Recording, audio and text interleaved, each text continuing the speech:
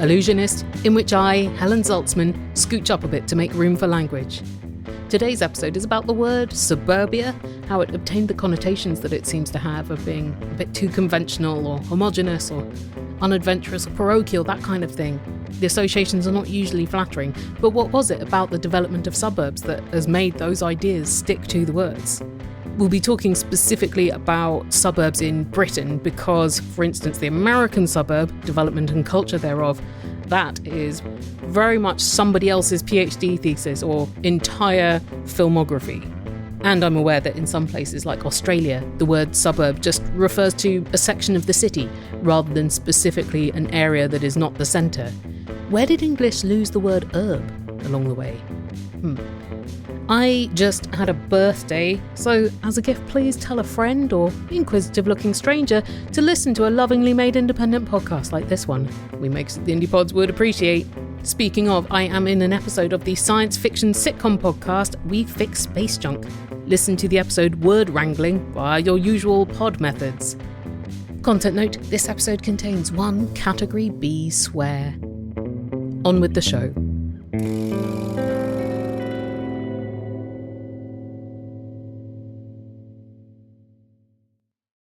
Growing up on the edge of Croydon, how was that for you? What was your sort of relationship to suburbia in your own life?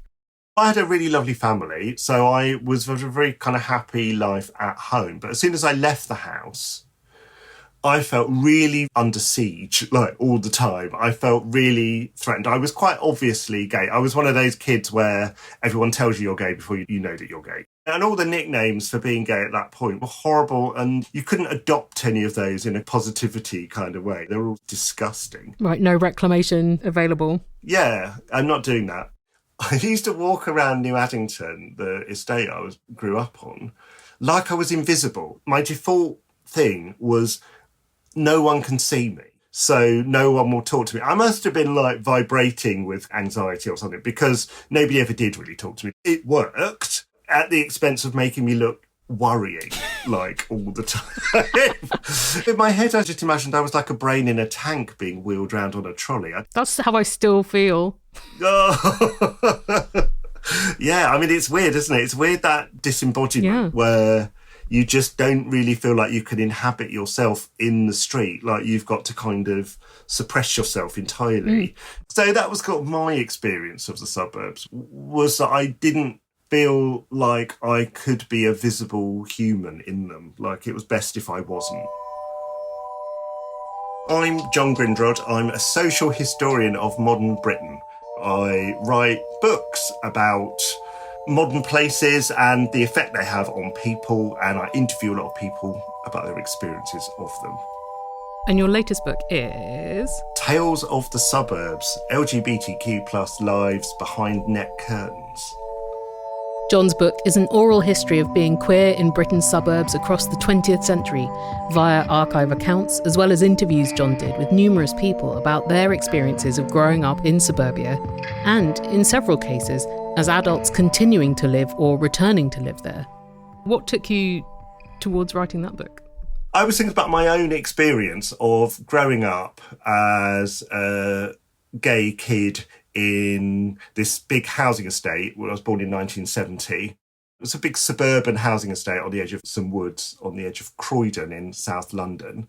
And I had so many weird experiences to do with my sexuality and the suburbs, like a weird collision of the two things. Like in that period, because obviously we're way pre-internet, pre-apps, you can't find out whether other people are gay or not. You don't really know whether you're the only person in the world who seems to be gay. It seems to be a really odd period.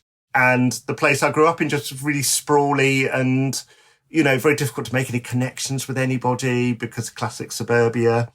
And I thought, God, I had so many weird experiences. I bet other people had loads of really weird experiences. And also, we're all going to forget those because the longer we've got the internet and apps, the easier it is to forget that these things ever happened. The yawning boredom of endless hours of being by yourself, where you imagine that one day there might be this magical thing that could connect you to people that you've got something in common with. But that just feels more like an E. Nesbit novel than real life. Which I suppose, you know, some of them were set in Lewisham, which at the time might have been considered suburb.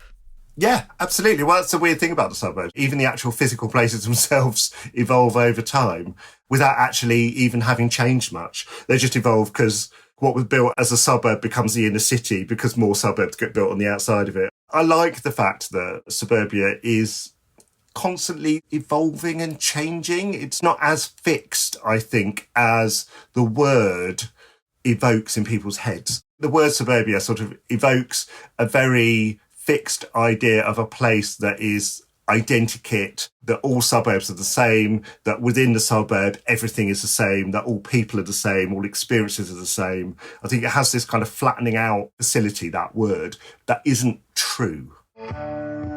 Like I said, I'm curious about this word's flattening facility, the connotations that it has of, say, conformity, respectability, or toxic respectability. Suburb is an old word.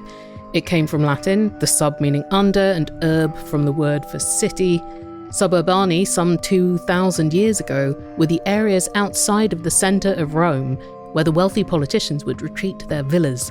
This idea of living on the edge of a city goes right back. It's a very, very old, ancient phenomenon where you would go and, live in your lovely villa that was outside the city and travel to the city when you needed to. Almost like the country house, the idea that you would go out to your villa on the edge of the city. Very, very select, small group of people that were suburban back then. That becomes a kind of ideal that we lose. That isn't something that medieval states is something that people are doing.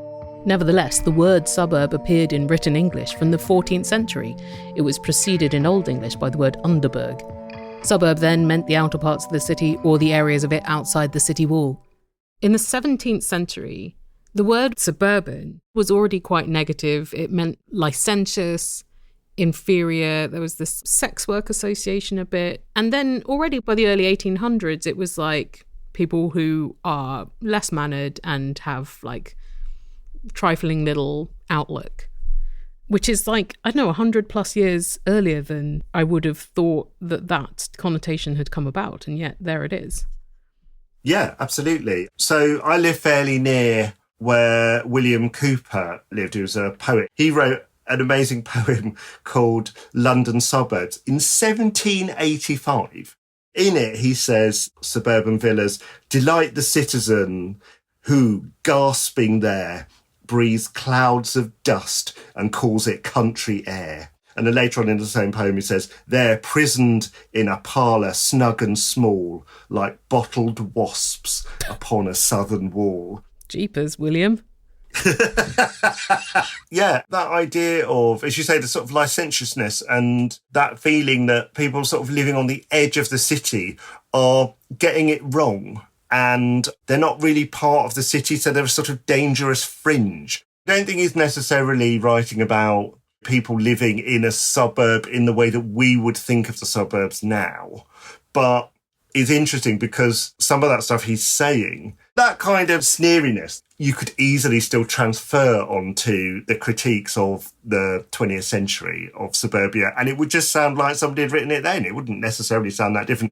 When William Cowper wrote that poem in 1785, the Industrial Revolution is underway in Britain, and that was a factor in the boom in suburbs in the 19th century. Suburbs start to kind of grow up in the Victorian period in a very big way because cities have grown so much because of the Industrial Revolution. There's a middle class who have got money. They want to live somewhere where they've got a bit of a garden they can pretend to be like in their mini stately home on the edge of the city. I was reading this great quote from John Burnett, who wrote a book, A Social History of Housing, and he was talking about the Victorian suburb, but this is very applicable to the 20th century suburb, I think, where he says, the home had to fulfil these many functions, to comfort and purify, to give relief and privacy from the cares of the world, to rear its members in an appropriate set of Christian values, and above all, to proclaim by its ordered arrangements polite behaviour, cleanliness, tidiness and distinctive taste, that its members belonged to a class of substance, culture and respectability. The house itself was to be a visible expression of these values. And those values were brand building for the brand Britain. These homes in the late Victorian period become a symbol of the British Empire's reach back home. They're a sort of ostentatious symbol of look what empire's brought you. It's brought you these great big suburban mansions and that sort of thing. The thing that happens with the suburban house also at that point is everybody's decorating them in the latest fashionable styles. And the latest fashionable styles of sort of home decor hasn't really been something that generally most people have ever had the opportunity to express themselves with before. Even at this point, it's still only some very wealthy middle class people that will get the chance to do this to these homes. But it does allow people to express incredible bad taste or incredible kind of personal taste. The fact you can get now amazing patterned wallpaper, you can get paints for your home, you can get extraordinarily decorated furniture. You've got all these fashions of Japanese design, for example, sort of last 2 decades really of the 19th century. You start to get a lot of these influences on home design coming in and people really clashing all these things together. A lot of people's relationship with British suburbia is via the sitcom. You know, that's the way that we think about suburbia. But it is interesting to see that even then, all the way back in Victorian England, we've got a kind of sitcom idea of snobbery and those kind of keeping up the Joneses sort of class stuff going on with suburbia and bad taste and all those jokes that become a real mainstay of British situation comedy actually are all playing out in real life, in real time, all that time before the sitcom even exists. Among the affluent late 19th century Brits, there was a trend of fetishising rural life, ascribing to it qualities like honesty and authenticity. This was something of a reaction to industrialisation over that century, and cities expanding and more being built and becoming ever more crowded and polluted. So the creation of suburbs in this era included considerations of fresh air and green space. One of the great influences on the 20th century suburb was the garden city, this idea that it's going to be somewhere between the town and the country, best bits of the town and the best bits of the country. But you're going to have these sort of self-sufficient communities, really. The garden city was first proposed by Ebenezer Howard in 1898, with aspirations of, quote, no smoke, no slums, no sweating. Garden cities were to include opportunities for work, leisure and access to nature, and all encircled by agriculture. Howard's early diagrams to demonstrate the concept also included waterfalls at regular intervals, and such facilities as a jam factory and homes for waifs and inebriates. And this is all based on, as you say, those Victorian ideas of, isn't the city awful? Isn't the country a sort of idyllic thing? How can we make urban living feel a bit more like the country? And so the garden city is a way of doing that. The garden cities that get built are lovely and very enviable, and they come out of the arts and crafts idea of bespoke planning and design and everything being sort of hand-tooled and that sort of thing rather than mass-produced. One of Ebenezer Howard's ideas for the garden city movement was that rents would stay low, landlords would not be part of the equation, and the labourers living there would be so happy with their utopian combo of urban and bucolic that they would be devoted to their community and so healthy living there that they would be double plus stalwart at doing their jobs. Yes, there's always a catch. Look after the workers so they can work without collapsing. In 1903, Howard founded his first garden city, Letchworth in Hertfordshire, where my granny used to take me swimming in the 1980s at the big pool with the wave machine. Letchworth also boasts the UK's first roundabout. I'm not saying the roundabout was to blame, but Letchworth proved a popular enough place to live that it soon became too expensive for the blue-collar workers of Ebenezer Howard's somewhat condescending plans. So he made a second attempt, and in 1920 founded Welwyn Garden City, also in Hertfordshire, just to the north of London. But those were the only 2 garden cities begat by Howard's garden city movement. However, it did become adapted into something else. But you get to the 1920s and 30s, and basically these developers have looked at how popular garden city houses are and just copied a cheap version of that as a template. And that's sort of where the British classic suburban house comes from, is from copying a really bespoke version that was meant to be the total opposite of that, meant to be a total opposite of like a mass-produced house, but then making a mass-produced version of it. In Britain, we've got loads and loads of examples of that over the centuries, of people opportunistically looking at something that somebody else has done in a really bespoke, artistic way and kind of going, oh, if I did a really like mechanical, mass-produced, basic knockoff version of that, I could make loads of money money really quickly. This is sort of what happens with the 20s and 30s suburban house, is they're all a knockoff of a garden city house. Bit smaller, bit cheaper, bit more the same. Idea of the green space, but less green space, not really the great big green space that you've got in a garden city. So it is interesting seeing how these ideas evolve and how people kind of magpie bits off of other things and kind of go, oh yeah, we like that bit, we don't like that bit. And mainly the developers were like, we like the houses, we don't like all of the amenities that go with it, so we won't bother with those. In the 1930s, England was the country in the world with the most suburbs. 4 million new suburban houses had been built that decade. Yeah. And one of the reasons that happens is there's very, very lax planning laws in Britain. And planning laws only really kind of kick in after the Second World War. So we get through the 19th century and loads of these suburbs are being built. And then there's a massive rush of them that are built between the First and Second World War. Why is that? Partly because there's a drive called Homes for Heroes, which happens after the First World War, where this idea that people have gone away and fought and then they're coming back for a better life. But the life that they've got is kind of awful because they live in places that are slums and decrepit, and they weren't built for a good life. They were just built for factory workers to be churning out stuff in a nearby factory. Definitely one of the aims of the suburbs was to provide homes for families. That Homes for Heroes thing that kicks in after the First World War is all about soldiers coming back and starting a family and being able to live somewhere where you can have 2 or 3 kids and you can live there comfortably, you can find a job, you can live a very nuclear family, heteronormative lifestyle. And all of the turmoil of that conflict are all forgotten because suddenly we're living in a very sensible, calm, ordered place. Definitely forgotten, definitely not just like suppressed. Well, yeah, exactly, you know. And one of the things about both the First and Second World Wars, certainly with Britain, was that it collided together all sorts of people that would never have met otherwise, whether they were the people away fighting or the people at home. You've got lots of women at home who are working in industries they would never have had the opportunity to ever work in before. Suddenly they're thrown together with lots of other people. You get a lot of same-sex relationships happening in that environment in the same way that you do among guys that are off fighting. And then those people are sort of then expected to come into this very ordered heterosexual world. Look what we've built for you. We've done this. That's not appropriate for everyone. And yet there's not an understanding about that. And also the understanding is that if you are that kind of person, then you're just like some kind of filthy pervert and you shouldn't really exist anyway. You should be pushed to the margins and you need to be downtown. You need to be somewhere else. You don't want to be in a lovely, healthy suburbia with all the schools and lovely churches and these lovely planned roads and look, cherry trees. That's not for you. No, queer people are renowned for not enjoying cherry trees. Can't go near them. No, exactly. I come out in hives. But suburbs are... I think the reason that it's become this very flattened thing in culture is because there is a massive sort of establishment backlash in Britain, particularly, to the suburbs. Between the world wars, the backlash grew as the suburbs did.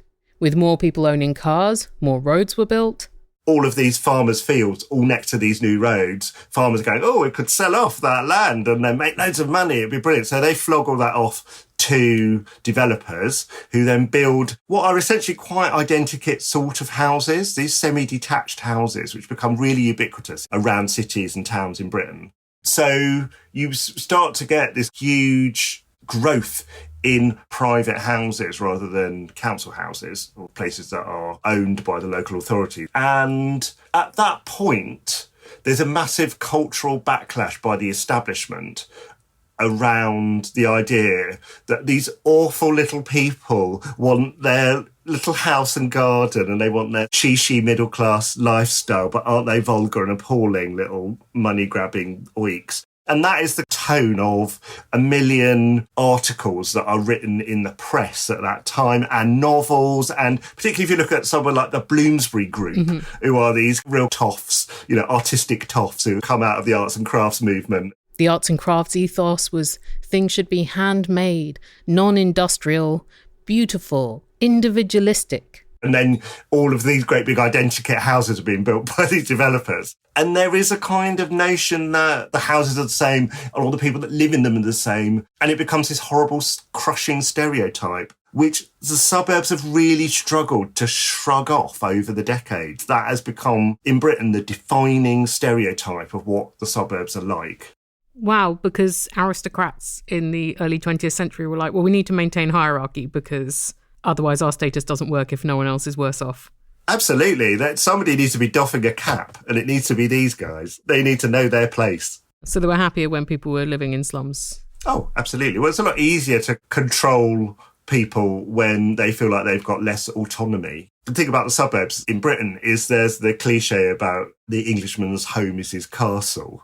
And they don't want all these people to have a castle. They want them to sort of be living in little terraced houses with no garden and going to the factory and doing their work. They don't want them feeling like they can put up a defensive wall and that they can develop their own kind of lives and personalities and experiences that aren't regulated by a sort of overriding culture. Give them indoor plumbing and they will not stop taking your things. Absolutely, yeah. That William Morris wallpaper has really done for social cohesion. The suburbs were sneered at. Cities were like, oh, it's dangerous, oh, it's dirty. And also a lot of them had decades of dealing with World War II bombings and damage.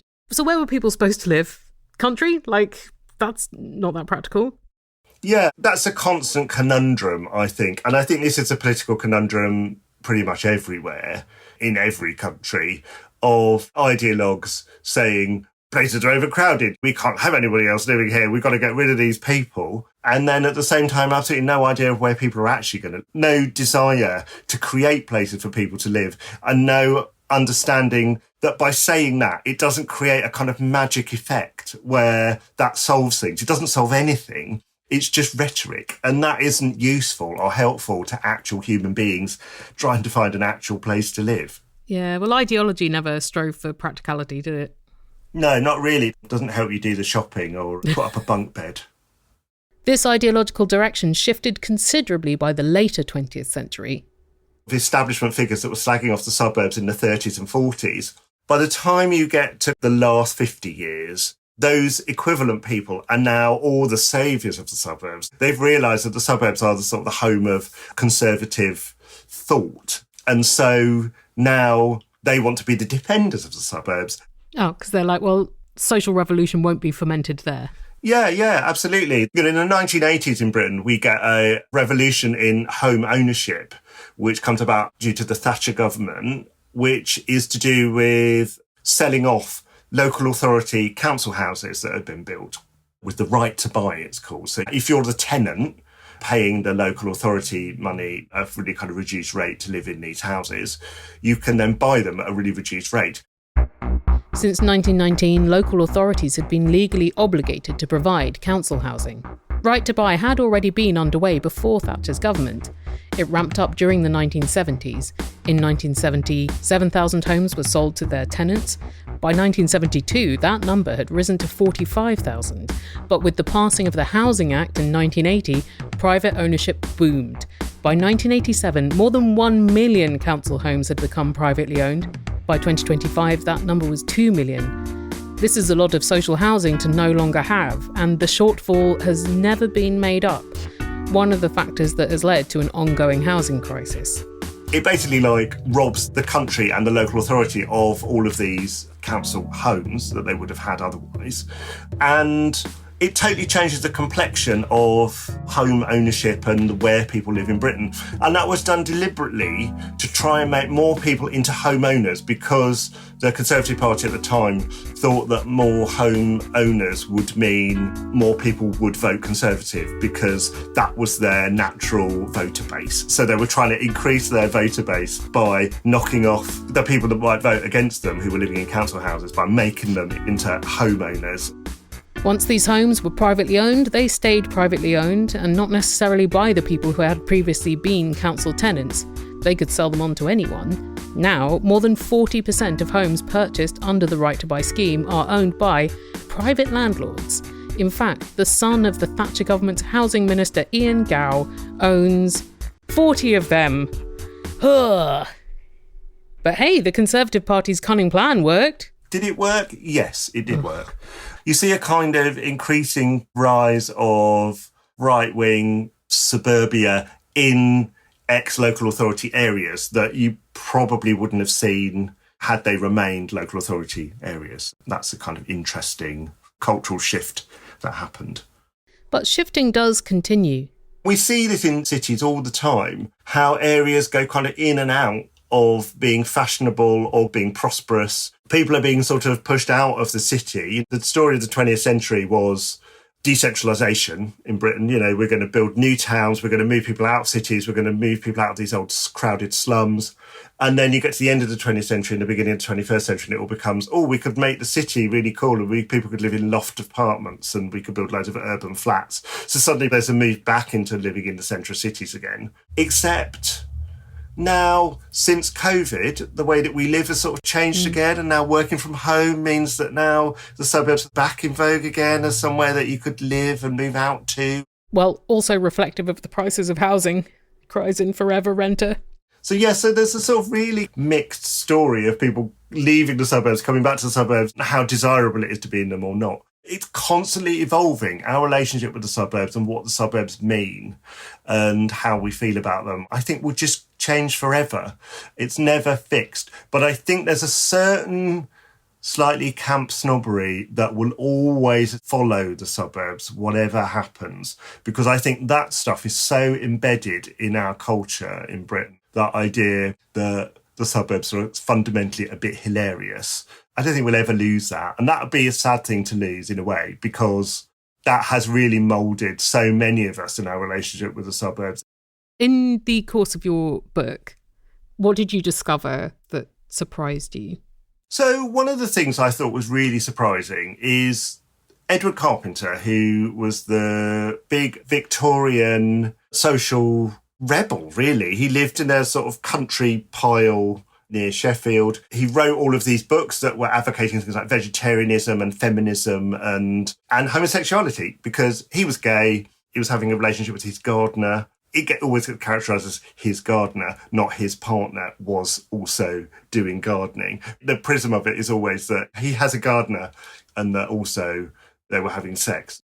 They were a couple for 37 years! 37 years! And they lived together for 30 of them, Edward Carpenter and George Merrill, his partner who gardened. Merrill died in 1928, Carpenter in 1929, and they lie in the same grave. Yeah, sharing a grave is totally what someone would do with a person who is just their gardener with whom they happen to have sex. Meeting the couple inspired E.M. Forster to write his novel Morris, wherein, spoilers here for a book mostly written more than 110 years ago and published 55 years ago, the titular Morris has a relationship with Alec, the gamekeeper at the country pile of Morris's unrequited crush from college. And D.H. Lawrence is thought to have read a manuscript of Morris and then borrowed the posh person gamekeeper relationship for Lady Chatterley's lover, albeit turning them heterosexual.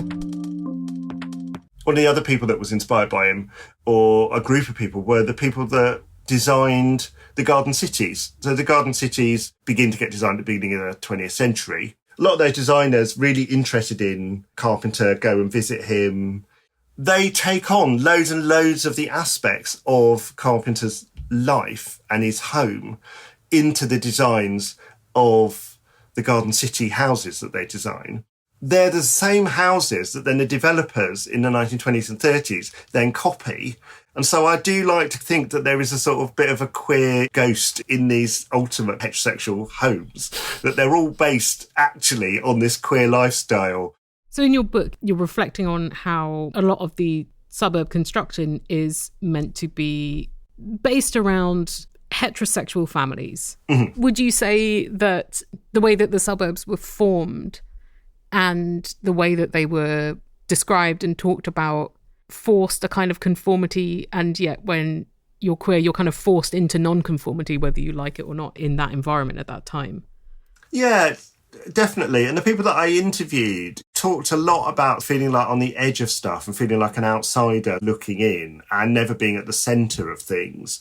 And therefore, that idea of being the observer but not really being a participant was very prevalent, I think, among a lot of queer people living in the suburbs, because to to fully embrace living in suburbia, you sort of had to do the Route 1 husband and wife, children thing. And so if you're not doing that, or if you are doing that, but also you're bi, that is complicating. A lot of people talked about trying to navigate the world where you're sort of two people.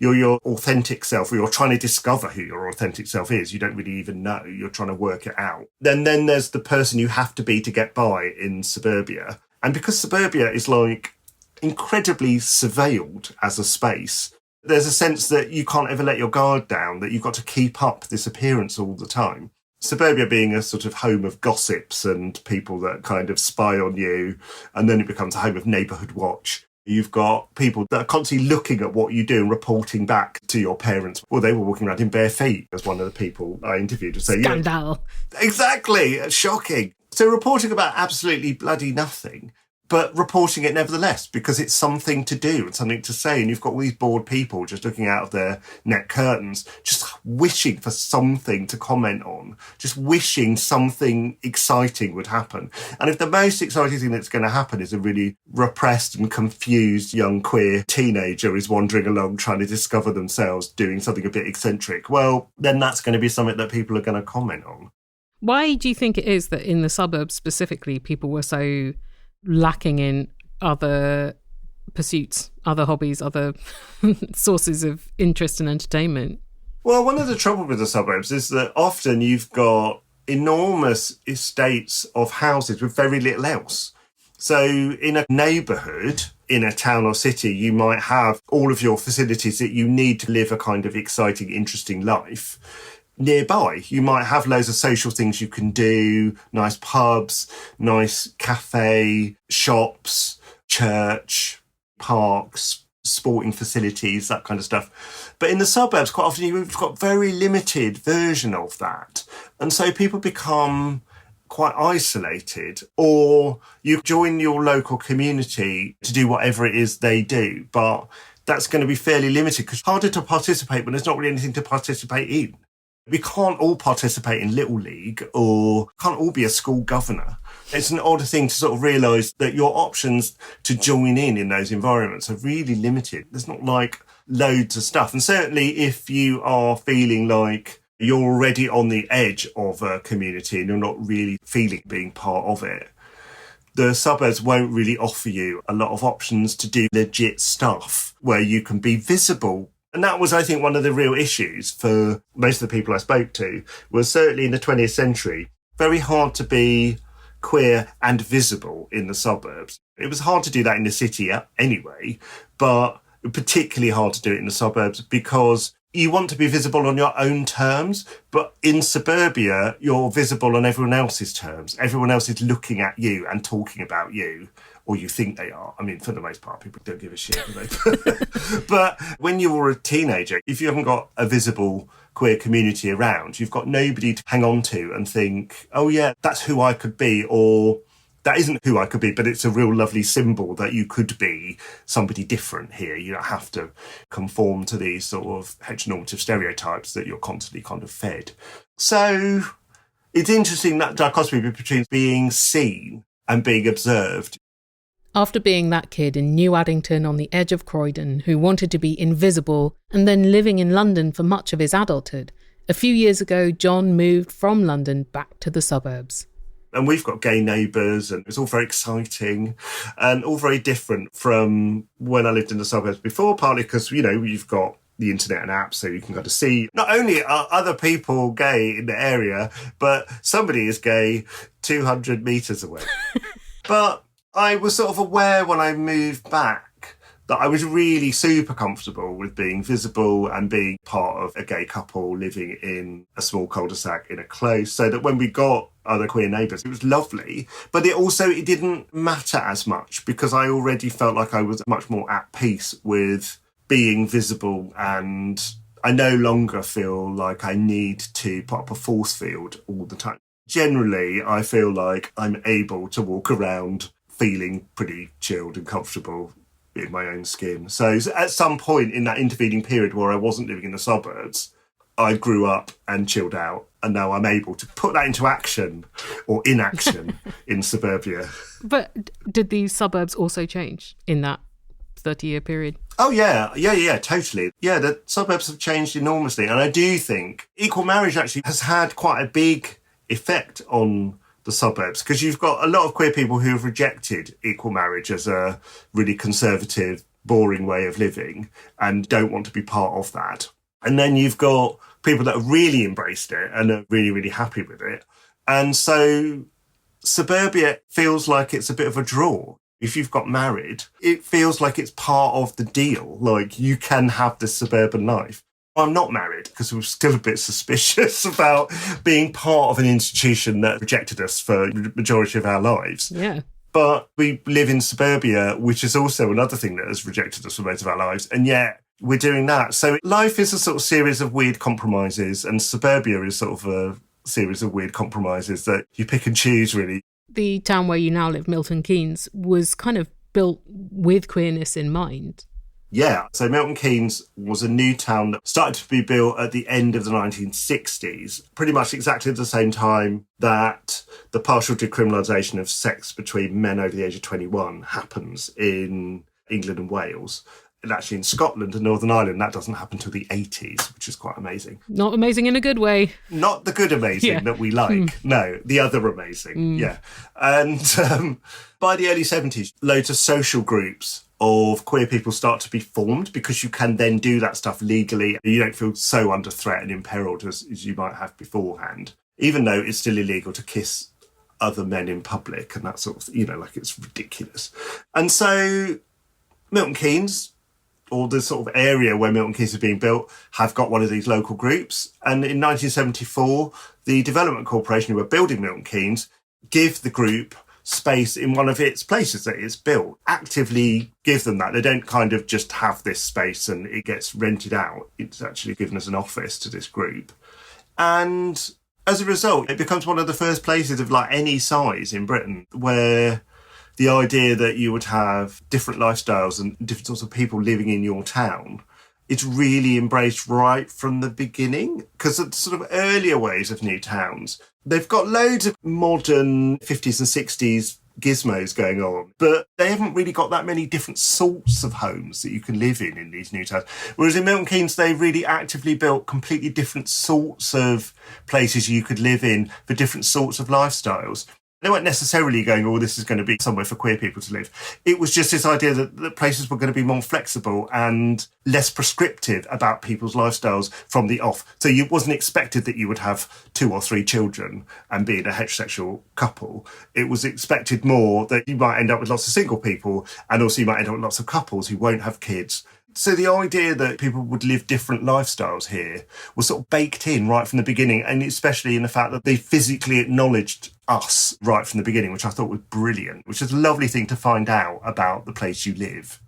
In the book, you have a lot of accounts of very non-homogenous experiences, even though the idea of the suburbs suggests homogeneity. But for a lot of the people you talk with, or a lot of the people's archives that you include, there was something kind of liberatory about it rather than stultifying and closeting. Yeah, and everybody's attitude was very different. There were certain people that I interviewed who were like, I am never, ever going back to the suburbs ever again. And then other people were quite happily going back and forth, or even though they'd left, they had very fond memories, or were quite conflicted and ambivalent about it and were working out their relationship with the suburbs.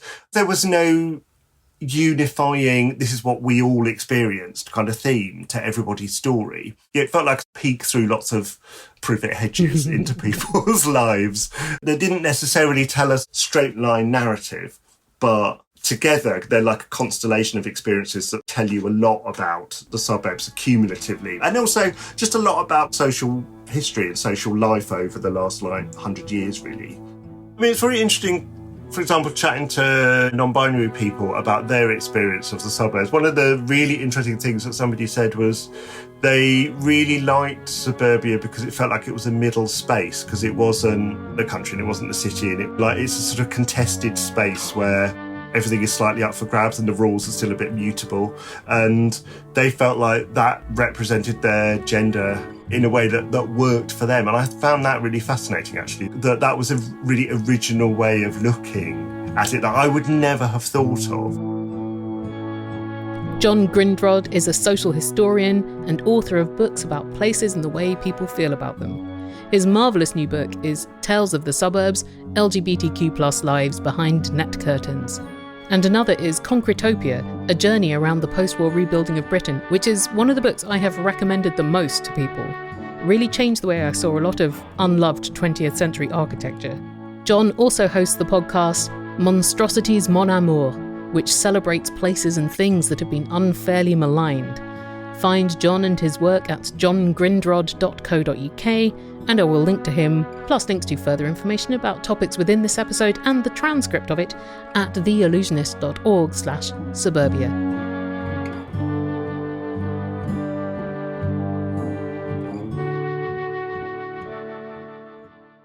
Your randomly selected word from the dictionary today is bagasse. That's B-A-G-A-S-S-E, not badass. Bagasse, noun, the dry pulpy residue left after the extraction of juice from sugarcane. Try using bagasse in an email today. This episode was produced by me, Helen Zaltzman, on the unceded, ancestral and traditional territory of the Musqueam, Squamish and Tsleil-Waututh nations. Music and editorial advice were provided by singer and composer Martin Austwick. Hear his songs via palebirdmusic.com and Bandcamp, and hear us both on our long-running other podcast, Answer Me This. Find me on Instagram, Facebook, YouTube and Blue Sky at Allusionist Show. And you can hear or read every episode, get more information about the topics and people in them, and see the full dictionary entries for the randomly selected words, all at the show's forever home, theallusionist.org.